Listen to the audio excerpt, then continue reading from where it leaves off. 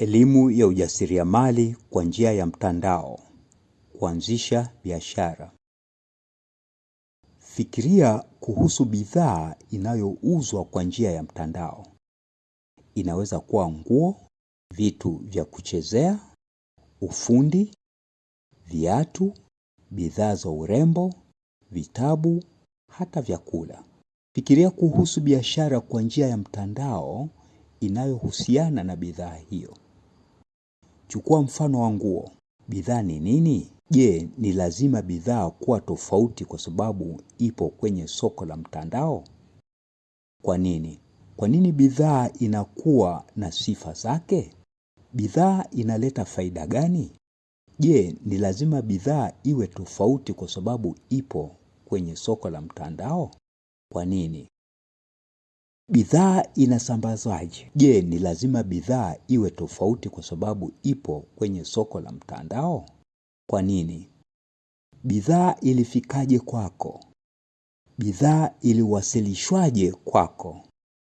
Je, ni lazima bidhaa iwe tofauti kwa sababu ipo kwenye soko la mtandao?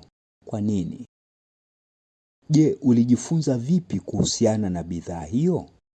Gharama ya bidhaa hiyo ni kiasi gani? Ni gharama na thamani gani wateja hupata wanaponunua kwa njia ya mtandao? Fikiria kuhusu biashara ya vyakula. Bidhaa ni nini? Je, ni lazima bidhaa iwe tofauti kwa sababu ipo kwenye soko la mtandao? Kwa nini? Kwa nini bidhaa ina sifa zake? Bidhaa inaleta faida gani? Je, ni lazima bidhaa iwe tofauti kwa sababu ipo kwenye soko la mtandaoni? Kwa nini? Bidhaa inasambazwaje? Je, ni lazima bidhaa iwe tofauti kwa sababu ipo kwenye soko la mtandaoni? Kwa nini? Bidhaa ilifikaje kwako? Bidhaa iliwasilishwaje kwako? Je, ni lazima bidhaa iwe tofauti kwa sababu ipo kwenye soko la mtandaoni? Kwa nini? Ulijifunza vipi kuhusiana na bidhaa hiyo?